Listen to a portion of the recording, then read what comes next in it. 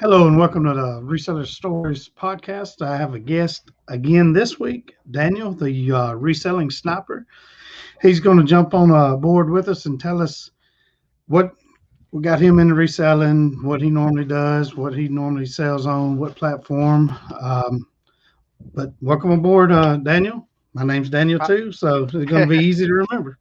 yeah, nice to meet you, Daniel. Um, my name is Daniel Lee, just like I always say this, just like Bruce Lee or Sarah Awesome. Lee, and I'm from El Paso, Texas. That's where I was born and raised. We're a border city. We border Juarez, Mexico, and yeah, Mexico's actually right behind me. I'm probably like 200 or 300 feet, maybe more, but like the wall is like right down the street. Wow, So yeah, really? I'm 33 years old. I'm about to turn 34 in about a week or two, September 2nd, and I'm happy to be on your podcast. I appreciate it. I appreciate it. I believe this is episode number 12. I need to be I need to pay a little bit more attention to that All because right. I was Yeah, yeah. wrong last time. But no, I'm glad to have you. Was talking a while ago. Love Texas. We go to Texas or have in the past quite a bit to concerts and shows out there. We'll drive 16 hours for a free show. Um, but every time I talk to somebody from Texas, I got to tell them how great Texas is. Yeah, that's cool. So That's cool. um, I watched an interview with you, the Red Mountain, was it Red Mountain Resale? Um, Yeah, Red Mountain you Resale. mainly sell, okay, you mainly sell on Amazon, right? Yeah, yes, sir. Or Currently, yes. I've sold on eBay in the past, and I still do. mm, I just kind of shifted more towards Amazon.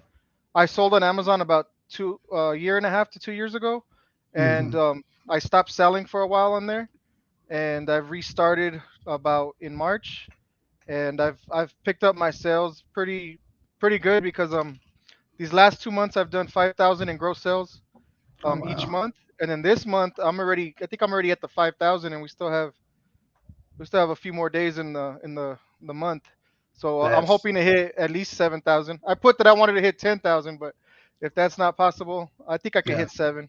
yeah, I just wanted to set the goal a little high. yeah. I got you. That's man. I'm like Red Mountain Resale. I haven't never really dealt with Amazon. I've never tried it, Mhm. and mainly because my store is a is more like a garage sale store. You know, we just go out and buy things. And every once in a Yeah. while, we have new things, but not too often. Most of ours is used, and you got to have mainly new stuff for Amazon, right? Yeah, it is mainly new stuff. Like if you're gonna sell in the clothing category, you can only sell new clothes. Hmm. There's other categories where you could sell used, like you could sell used electronics, um, other things you could sell used. But I know clothing for sure, they have to be new. Yeah, yeah. That's probably one reason why we haven't ever really got into it is because we go to estate sales and yard sales and thrift stores and such. Yeah, me, I've always been the thrift store. That's how I got into eBay was with the thrift stores. But Hmm. I've never really done garage sale for eBay. I know everybody does it, and I like watching the videos too. Like I'm real into it, watching them. But I've never gone to garage sales and put bought items and put them on my eBay store. I've always just done the thrift Yeah, store. yeah. Yeah, I like watching the sourcing videos and what we found videos and stuff like that. I Yeah, I like usually a watching that lot too. of got a lot of tips, a lot of tricks. You know, people buying things that I never would have thought would have been worth anything, would have been worth big bucks. And I enjoy it. You know, you like me, you live in a pretty good climate, so we kind of have yard sales all year long. I mean, in the wintertime they kind of die down, but so there's good ones out there that we can go to all year. You know, it's not too bad weather. Yeah, and I'm open to even like doing a yard sale video or more thrift store videos and putting them on eBay. I'm open to it. Just currently my focus is on Amazon. I really enjoy it. That for me it's really efficient since I learned how to do it. Yeah. I don't have to take photos like I used to for eBay. You have Hmm. you have your pile of 50 items that you have to list for that one night, and you're just there for hours taking pictures and all right, finally all 50 are done. I could Yeah. buy 50 of the same thing, and go to Amazon, scan the item, and put I have 50, and that's it. Done. Wow. I don't have Yeah, to take that I don't have to take the one picture for the 50 items, but even just for having like 10 or 20 items, I don't have to take any pictures. I just put that I have it. That's why I yeah, like Amazon, and it's really quick. yeah. It's very quick, actually. Yeah, that's something me and my wife spent all day yesterday posting. Then by the time you do a little bit of research and a few pictures, and then post on two or three different platforms, it takes a long Yeah. time to get two or three items posted. I used to be stressed out with all those pictures. Yeah. hmm And we got it to where like my wife will take pictures and she'll just message them to me. She'll put them on Facebook and I'll put them on like Mercari and Facebook Hmm. Marketplace and stuff like that. So we got a little routine going, but you know, you find something that you know that it's got a little bit of value, but you're not really sure. You know, you take that time to research it. It's it's time consuming. That's good about new products because it is what it is. Yeah. That's the price it's going to sell for. So, do you retail arbitrage, or do you go to Alibaba or use another wholesaling site, or how do you get your Um, inventory? like for Amazon, I have bought on Alibaba before, and I didn't use it for Amazon like everybody else does. They do private Hmm labeling and they ship the products from China. I used Alibaba and I bought like NFL. They were like NFL paracord bracelets. I paid like 75 cents for them, and Uh-huh. I was selling them at the swap meet. I was selling them at bars. hmm I was actually doing really good when I sold those things at bars, because I would buy them for 75 cents and I would sell them for $10, $12 at a bar. And I had at that time I had Yeah. somebody selling them for me, and that person was pulling like $300 a night just selling those bracelets at a bar. Wow. Wow. Yeah, Yeah. Yeah. I used to make paracord bracelets, just basic yeah, a lot of bracelets, and people do I that. sold yeah, I sold a few on eBay, but then, like you say, you have to have some kind of niche, football team, baseball team, or Hmm. some kind of survival compass or whatever on it because just regular ones they're hard to sell. There's so much competition on eBay. I was selling a bunch of the Dallas Cowboy paracord bracelets on eBay, but that was a few years ago. Yeah. Are Yeah. you a big Cowboys fan or you just bought the?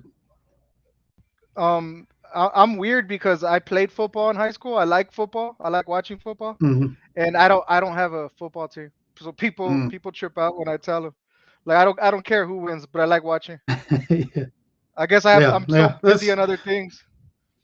But I am a Spurs fan. yeah, yeah. San Antonio Spurs. Spurs fan. When one time when we went out to see a show in San Antonio, we went to a Spurs game, and that was fun. We used to love basketball. We hadn't been to a ball game in a long time. Yeah, I But love I'm not too basketball. big on NFL myself right now. But Alabama football, the Crimson Tide, yeah, I'm Oh, going to keep okay. up with them. Yeah, college Crimson. football, I love college football. Is Auburn from Alabama too? Yeah, Or Auburn? Oh, yeah, okay. it's way on down south. It's the Cal College is what we Cal call College. it. yeah. Yeah, we have Uh, our school's not too good in football. It's a UTEP, University of mm, Texas, El Paso. mhm. We won a national championship one time in basketball back in the '60s, and Yeah. they made a movie on it called Glory Road. Oh, We were really? the Yeah, we were the first team to have all five black, African American starters Oh, to win a really? championship. Yeah, so it was like a real historical movie. Yeah. Oh, that's cool. 66, 1966. 66. That's when that was. Yeah, I'll have to check that out, man. That's really interesting. yeah, it's a Disney Um. movie. Oh, is it? Okay. Yeah. Yeah. Um. So you what else are you into? We kind of talked about the crypto. You've made that shirt, cryptocurrency, and Oh yeah, this is my are first you ever making shirt I those? made. Are you doing that to sell, or did you just buy that to? I mean, make it just for you, or? I did make it to sell. Red Mountain Resale. I didn't know him too well, but I went on Mhm. his page and I saw that he had made his own shirts. His saying is find it, list it, sell it, repeat it, and it's such a simple saying, but I like the idea of it because that's all we do Yeah. as resellers is we go find things, list it, and then repeat it. So I bought a Yeah. shirt from him, and that's how all that started. The relationship with him. I Cool. was driving one day and it was a guy named Goodwill Hunting on Instagram. He hmm sent me hmm a link to a live video of Red Mountain, and I just saw his energy and how happy he was, and I was like, man, this is a good guy. So I went to his page, I saw the shirt, I purchased it, I put it on, I put it on Instagram that I was wearing it, and Hmm. yeah, things just took off from there, and I got to be in my second video. Now this one's my third, Awesome. so I'm I'm glad you happy enjoyed. to be talking with you guys. You know. Yeah, me too. Me too. Yeah, I really enjoyed the Red Mountain Resale video. I'm gonna have to keep up with him a little bit more too. That's the first I've heard of him. He does have good energy. Maybe he can be on one day. You never Yeah, know. yeah. But is that so? Do you? Uh, what am I trying to say? Did you go through Teespring to make that, or did you print them up yourself, or? This is print on demand. So he basically told me what he did, and I figured Mhm. it out. Well, I went and did the same thing. Okay. Um, Hmm. because they say, you want to be successful, all you gotta do is follow someone else who's Yeah. successful. So I Hmm. took that I took that advice, and it was a Printful. It's called Printful. And then Okay. Yeah. I opened a Etsy. I haven't sold one shirt, and I think I still owe Etsy money, so I need to go and pay them. I But understand that. I just thought I would dip my foot in the pool, you know. So Yeah. I had this design ready to go. I was just curious. I'm like, hey, I like crypto. I've been buying crypto. Let me try it out.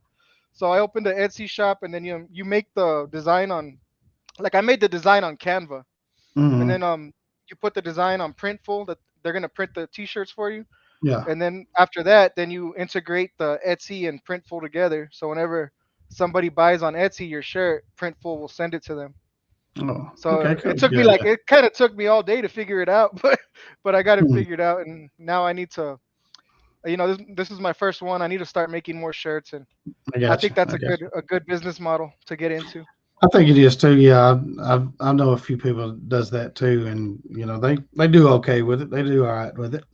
Maybe I was thinking about doing it with my logo, something like Yeah, with Teespring or something like that. But do coffee cups and stuff like that too. And yeah. Who made your picture? That's a real nice picture. I The appreciate reseller that. stories. I went to Fiverr and paid a guy to do it, and That's cool.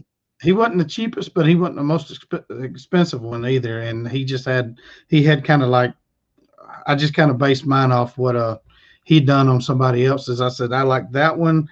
Put me in that, and then I just sent him a picture of me, and yeah, I It, like the way it, it come out it too. wasn't too pricey to pay for somebody to do that. Now some of them you can get them done for $5, but I paid Wow. 95. But Oh wow. But there was anywhere from $5 to well, it's worth it because two. I think it looks real professional. You know. Yeah, Yeah. appreciate it. Yeah, I was real happy how it turned out. But yeah, I just went to Fiverr and you look up. I looked up uh, podcast art. Uh, podcast art's what I looked up, Oh and wow. all these people come up. See, I you could got do that. You could do that with the T-shirts too, with Fiverr. From what I've hmm seen, yeah, people do yeah, that. yeah, yeah. Yeah, you could do, man. Fiverr is that's a great site. You can get programs written. I mean, you can get anything Anything that you need. freelance. Yeah. Yeah. So yeah, that's a good site. Yeah, I might be looking into doing something like that in the future myself. Or your So YouTube intro, or they do a yeah, lot of YouTube intros on there. Sorry, I got yeah, flies around here. you good, you good. So I just started doing it, YouTube. I've done a few shorts, and I've done.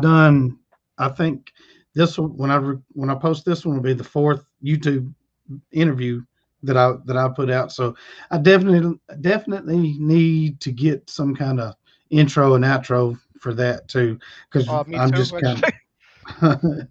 I'm just kind of typing something up. I need to try to make it a little more professional, but I'm getting there. I enjoy it. So do you do this full time, or do you have a job and do this part time, or are you full time with it? I've been full time for about 2 years. I used to work in it was in Monahans, Odessa.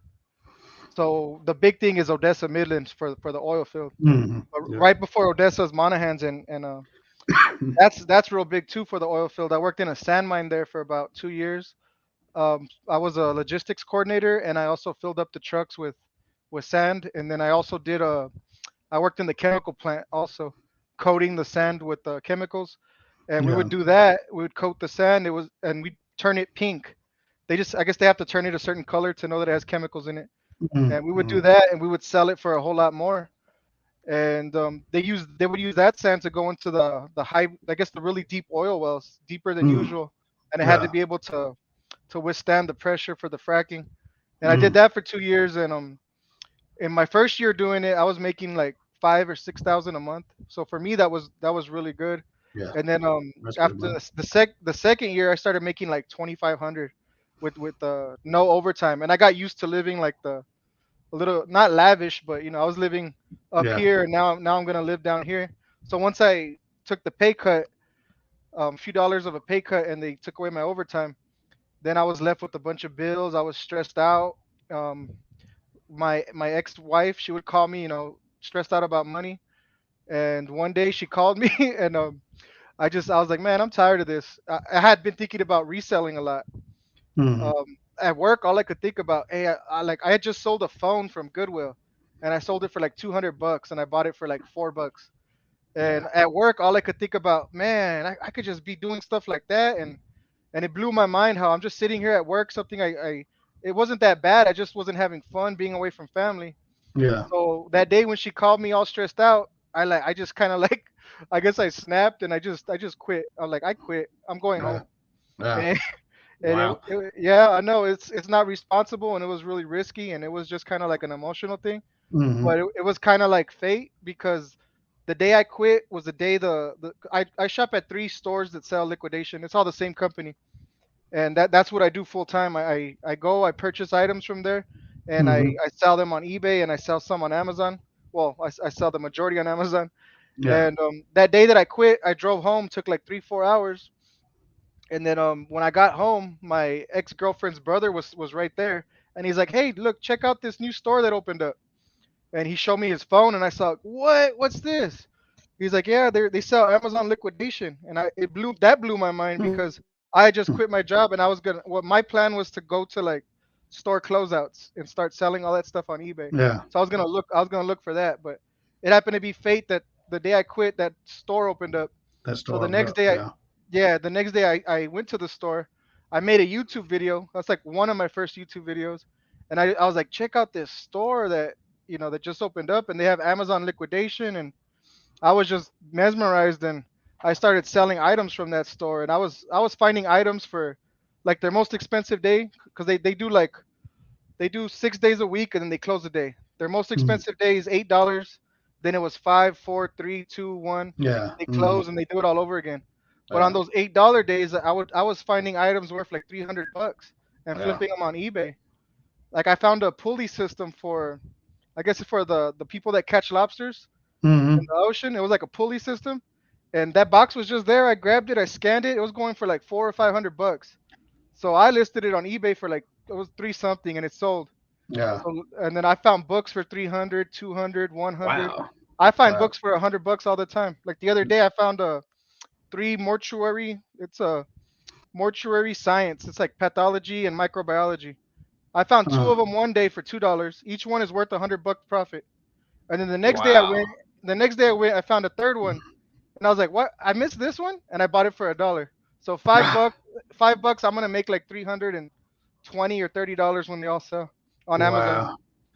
Man, I've sold a few books, but nothing like that, man. I sold one for like $10 one time, and I thought I Oh was yeah. doing something. I sell books in the hundreds all the time on Amazon. Do you have the scanner in the app that makes it quick, or do you just use your phone and scan the barcode on the I I on have the?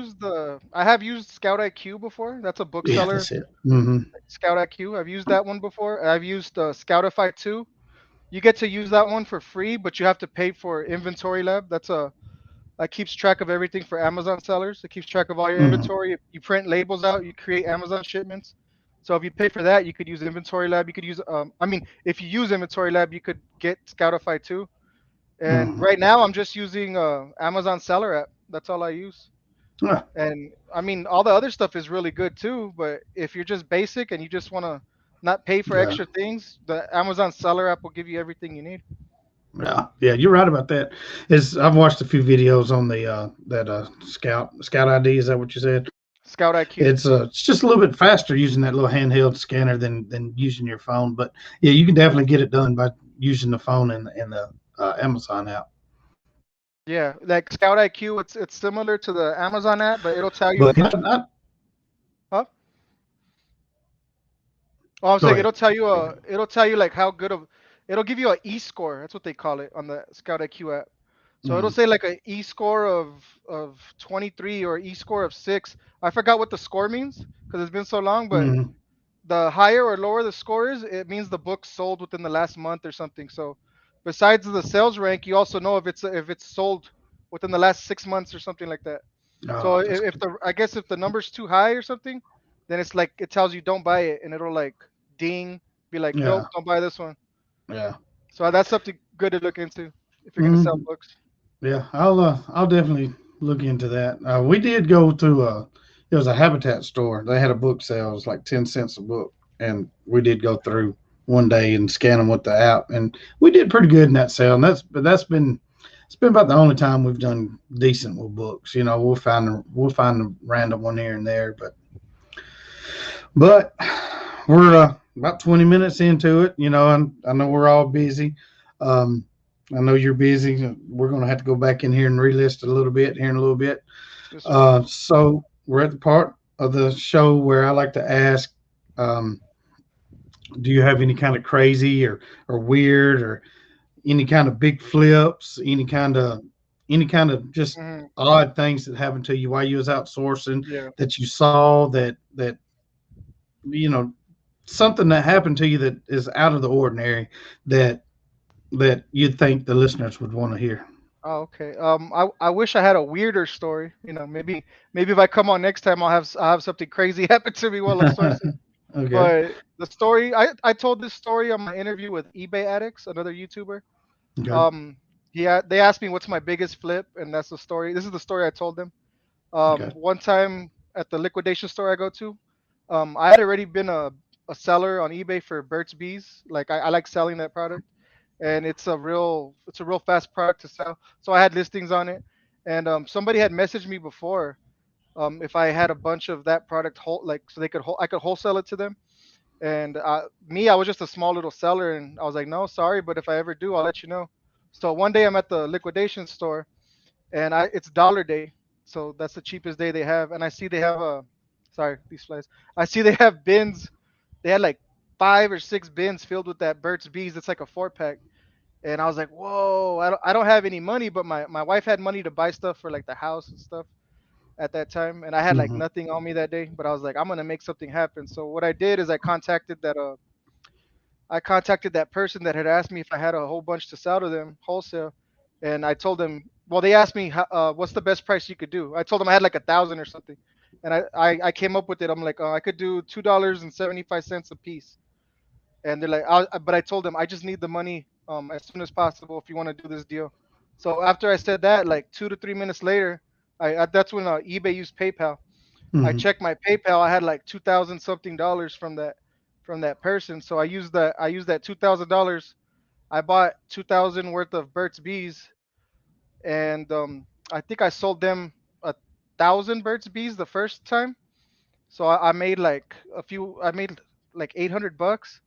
And then Wow. even on that last interview, I said all I made was $800, but I wasn't thinking right. I think I made like 1,600 because I Wow. sold them that one batch of 1,000, and then I still had 1,000 left over. So the next day, they contacted me if I had more, and I sold them the other 1,000 which they had purchased, which I had purchased and I had to give. And Hmm. yeah, I profited like $1,600 from Wow. from zero. Yeah, see, That in that other is interview, I awesome. told them I made 800, but I was wrong about that. Man, that's that is amazing. That's good. I Yeah, I haven't that's I that's my never best story. yeah, I That's my haven't best flipped story. anything like that before. That's awesome. That is a blessing right there when you can make I just, $1,600 I like that. it just came to me like, hey, let me try this. Let's see if it works. And Hmm. yeah, I like Burger Bees too. I use that quite a bit. The chapstick and stuff like that. There's a documentary about the guy that come up with that.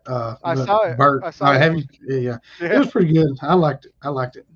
his ex girlfriend took the whole company from him, Yeah, right? yeah. I mean, it was pitiful there at And the end. It's like she took everything over and and now really didn't Clorox. give me anything. Yeah.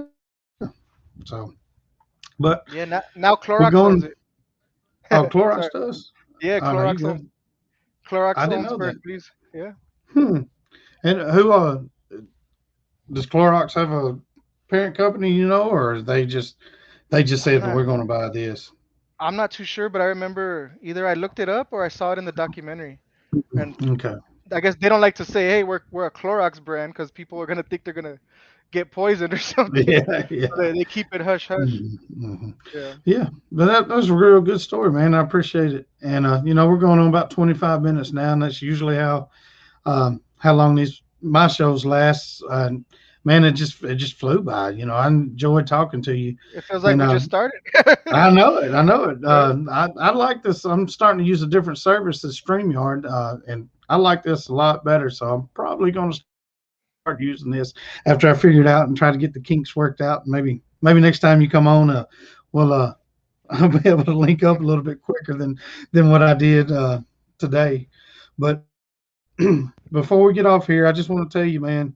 I said it before in this show that anybody that does this full time, man, gets nothing but all my respect because I work full time, do this part time, now trying to do the YouTube and the podcast. And somebody that is doing this full time, nothing but reselling, nothing but out there grinding and hustling, man, nothing but respect, man. And I appreciate you coming on with me and telling me your story.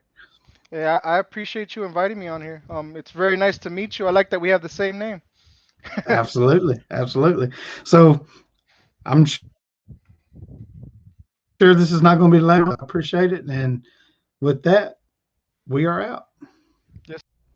So, welcome back to the Reseller Stories podcast. I have a short but a very sweet story that was sent in to me by Angela. Our Instagram handle is Dayton Valley Deals, so you go check her out on Instagram.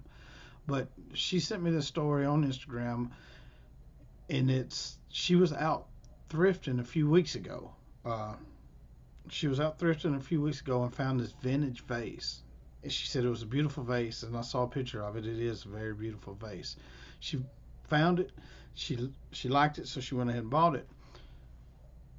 She didn't realize till she got home and got to looking at it that it was signed and dated 1981, but it was signed by her husband's aunt who had recently passed away. So they were out thrifting and they found a vase that her husband's aunt made back in 81, and they were able to give it to her mother-in-law for her 93rd birthday. And I got a video of that I will be putting at the end of this video. So y'all stay tuned to check it out, and I'll post a picture of the vase. That is an absolute amazing story right there. That brought chills when I saw this story and watching the video of the 93-year-old mother-in-law getting this vase as a birthday present. It is beautiful. It is absolutely beautiful. So appreciate y'all tuning in and watching this episode and or listening to it, whichever one you're doing. If you're watching it, never mind what I got going on with my eyes. I don't know what it is. I've went to the doctor about it. I don't know if it's eczema or what. It comes and goes, and here it is. So, thanks for watching, and get back at you when I get another story. Happy birthday. Yeah. Happy birthday. That's a long way off. I know. And she couldn't wait. I can never wait. I'm like Oh monkey. my goodness. Isn't that pretty? Ah. Oh, wow. Watch, wait for it. Wait. Is that pretty? I'm gonna get I choked up. like that. Look at the bottom of it.